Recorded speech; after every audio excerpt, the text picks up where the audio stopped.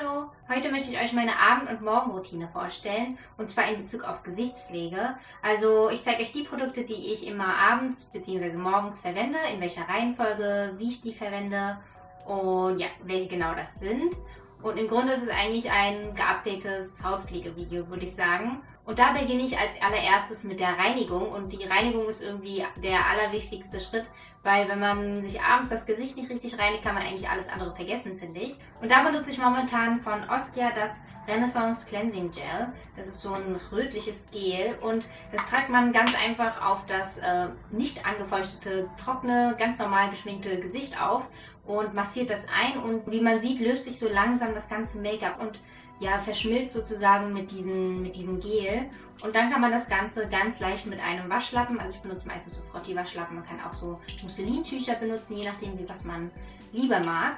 Und das Ganze nimmt man dann ganz einfach mit dem Tuch ab. Also ich nehme erstmal so das Allergröbste vom Gesicht runter sozusagen und wasche das Tuch dann nochmal ab und gehe dann einfach nochmal drüber und dann ist es eigentlich schon komplett gereinigt. Und das Produkt von Oskia finde ich eigentlich ganz gut. Also zum einen macht es halt das, was es soll. Also das Make-up wird gut entfernt und es hinterlässt auch keinen komischen Film oder so auf der Haut. Es ist einfach ja, spurlos sozusagen danach. Und ich habe auch nicht das Gefühl, dass meine Haut ausgetrocknet ist. Und die Inhaltsstoffe sind eigentlich ganz vielversprechend, also viel Vitamin A und E und Kamillen- und Rosenextrakte. Also eigentlich relativ pflegend für eine Reinigung sozusagen. Meine Haut ist auch momentan sehr, sehr gut. Ich weiß aber nicht genau, ob es wirklich von diesem Produkt kommt. Aber ja, ich bin auf jeden Fall zufrieden. Aber davor hatte ich ja von Clean den Take the Day of Cleansing Balm. Und das ist fast das gleiche. Also es ist so ein, ja, von der Reinigungsart her das gleiche Produkt. Aber es hat jetzt nicht so fancy Inhaltsstoffe wie dieses Produkt.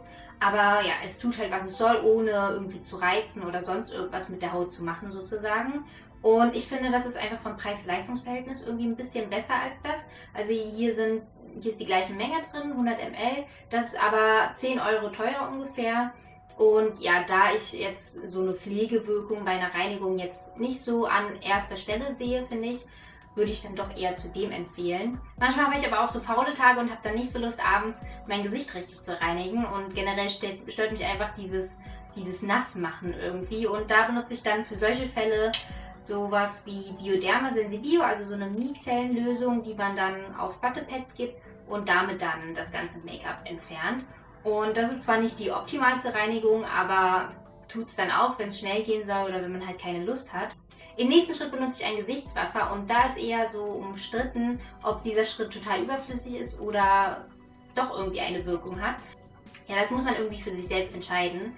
Ich benutze jedenfalls ein Gesichtswasser und da probiere ich momentan ein Gesichtswasser von Sensilis aus. Das ist eine Marke, die es bei der Apotheke gibt.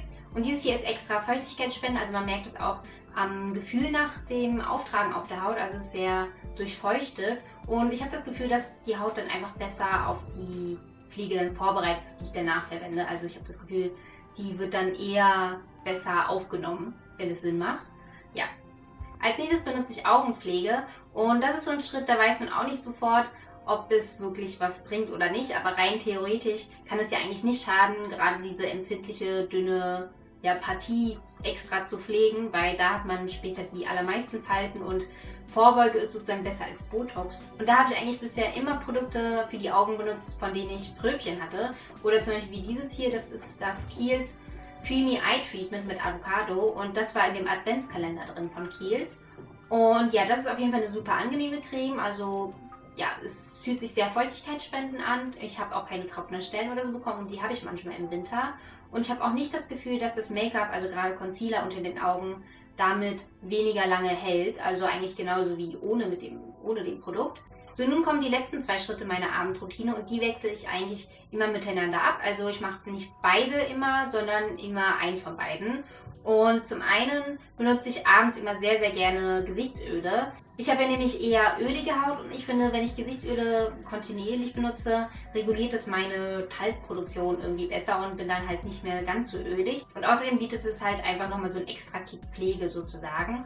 Und das ist auch mein Lieblingsschritt irgendwie in der ganzen Pflegeroutine, weil das irgendwie so ein Spa-Gefühl zu Hause ausruft. Gerade wenn die Gerüche bzw. Düfte von den Ölen sehr schön sind oder sehr kräuterlastig. Ich finde das immer besonders schön und angenehm. Und aus dieser Gesichtsölsparte ist mein allerliebstes Produkt das von Clarins, das Lotus Face Treatment Oil. Das ist extra für Mischhaut und ölige Haut. Und das riecht super gut, also von allen Gesichtsölen, die ich habe, finde ich, hat das den besten Geruch. Und meine Haut ist damit sehr genährt und einfach viel, viel ausgeglichener. Ein anderes gutes Öl ist zum Beispiel reines Arganöl und da benutze ich von Kahina Giving Beauty das Argan Oil. Und da das so ein Naturprodukt ist, riecht es immer so ein bisschen anders, also mal nussiger, mal weniger intensiv. Und bei meinen dachte ich erstmal, dass es irgendwie ein Montagsprodukt ist, weil es halt irgendwie, mich hat es irgendwie total an Salami erinnert. Aber dieser Geruch soll wohl relativ normal sein, wurde mir gesagt. Bei manchen riecht es halt weniger nussig und bei manchen eben irgendwie nussiger. Jedenfalls ist Arganöl auch ein sehr gutes Öl und das kann man sich außerdem auch in die Haare geben oder sonst wo auf den Körper, wo man halt möchte.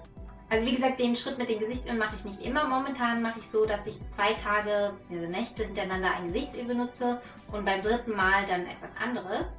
Und wenn ich eben kein Gesichtsöl benutze, benutze ich von Paula's Choice die Skin Perfecting 2% BHA Lotion mit Salicylsäure. Also es ist ein chemisches Peeling, was dann nochmal so auf Dauer die Poren verkleinern soll und einfach für einen perfektionierten Teint sorgen soll. Und ich finde, das tut es auch. Also seit ich dieses Produkt wirklich in diesen regelmäßigen, für mich passenden Abstand verwende, ist meine Haut viel, viel reiner geworden. Ich habe halt kaum irgendwelche Unreinheiten, echt mal so einen einzelnen Pickel oder so, aber sonst ist sie sehr strahlend, würde ich fast behaupten. Also überhaupt keine Unterlagerung oder sonst irgendwie Hautschüppchen oder sonst irgendwas.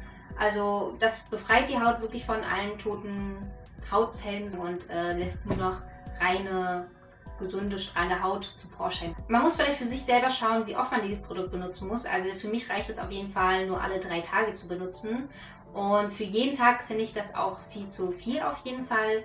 Und wichtig ist auch, dass man am Tag danach einen richtigen Lichtschutzfaktor benutzt, weil das die Haut einfach viel, viel lichtempfindlicher macht und dadurch kriegt man halt viel eher Pigmentflecken oder so, wenn man da halt nicht einen Schutz noch drauflegt. Eine sehr günstige Alternative dazu wäre das Effaclar Duo von La Roche-Posay. Das hat eigentlich ungefähr den gleichen Effekt bei mir erzielt. Also es hat auch so ein leicht kribbelndes Gefühl auf der Haut und ich finde, dadurch hat man auch sofort nach wenigen Anwendungen eine viel, viel reinere Haut. Ja, also das kann man sich mal anschauen, wenn man sich erstmal an diese Peelings sozusagen rantasten möchte. Aber sonst kann ich dieses Produkt sehr empfehlen und ich habe auch von vielen Menschen gehört, dass sie das benutzen und sehr damit zufrieden sind und ein besseres Hautbild bekommen haben. Also ja. Ja, das war so meine Abendroutine und wie gesagt, manchmal lasse ich auch einen Schritt aus oder wechsle halt innerhalb der Routine zwischen Produkten ab. Und meine Morgenroutine ist gar nicht mal so anders. Morgens benutze ich aber einen anderen Reiniger, weil ich finde, dass ich da eher ein leichteres Produkt brauche und nicht so eine fette Cleansing-Butter sozusagen. Und da benutze ich von Verso den Foaming Cleanser. Und das reinigt die Haut ganz gut, ohne sie auszutrocknen. Und damit geht es einfach super schnell und das ist auch völlig ausreichend für morgens. Man muss bei denen aber aufpassen, weil ja etwas in den Augen brennt, also so Make-up. Gerade Augen-Make-up würde ich damit nicht unbedingt entfernen und deswegen ist es eben ein Cleanser, der besonders morgens zum Einsatz kommt, beziehungsweise dann, wenn ich einfach kein Make-up habe. Im nächsten Schritt würde dann wieder der Toner von Sensiblis kommen, aber das benutze ich nicht jeden Tag, je nachdem, wie trocken sich meine Haut einfach anfühlt. Und dann kommt wie bei der Abendroutine die Augenpflege und da benutze ich ein und das gleiche Produkt, also da habe ich jetzt keine separaten Produkte für abends und tagsüber. Und danach, bevor ich die Tagespflege auftrage, benutze ich ein Serum. Und ich finde Serien immer sehr sinnvoll, weil da meistens die Wirkstoffe viel konzentrierter sind und die Formulierung irgendwie so ist, dass diese viel besser in die Haut eindringen können. Also so gesehen würde ich mich in puncto Pflege viel eher auf Serum konzentrieren und da ein Produkt nehmen, was perfekt zu meinen Bedürfnissen passt. Und als Serum benutze ich da momentan von Aesop das Parsley Seed Antioxidant Serum. Das ist auf Aloe Vera Basis und das merkt man auch, wenn man das aufträgt, weil es relativ klebrig ist am Anfang. Aber dann zieht es auch ein und hinterlässt nur so einen leichten Film irgendwie so ein bisschen und das soll so typisch für Aloe Vera sein. Und das ist ein feuchtigkeitsspendendes Serum und das merkt man auch irgendwie, wenn man das aufträgt. Und mir wurde gesagt, dass es sogar dafür gedacht ist, dass man das alleine benutzt, also ohne extra Tagespflege darüber, weil das so schon eine gute, leichte Feuchtigkeitspflege sein soll. Und das Produkt ist außerdem gut für Leute, die sich fast den ganzen Tag über in geschlossenen Räumen aufhalten oder gerade im Winter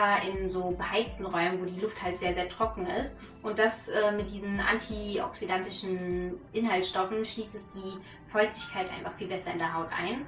Aber ich benutze es jetzt nicht wie empfohlen für sich allein, sondern gebe immer darüber noch eine Tagespflege, weil ich finde, eine Tagespflege bildet dann irgendwie nochmal so eine Schutzschicht und bildet auch eine gute Unterlage für Make-up. Also das Make-up kann man dann einfach viel, viel besser auf der Haut verteilen. Und ich benutze da am liebsten die Paula's Choice Moisture Boost Daily Restoring Complex Cream. Also das ist eine schöne Tagespflege, weil die außerdem auch einen hohen Leuchtstoffaktor hat von 30 und sehr feuchtigkeitsspendend ist, gerade für Leute, die eher ölige Haut haben, so wie ich, weil die eher so einen matten Effekt auf der Haut hat.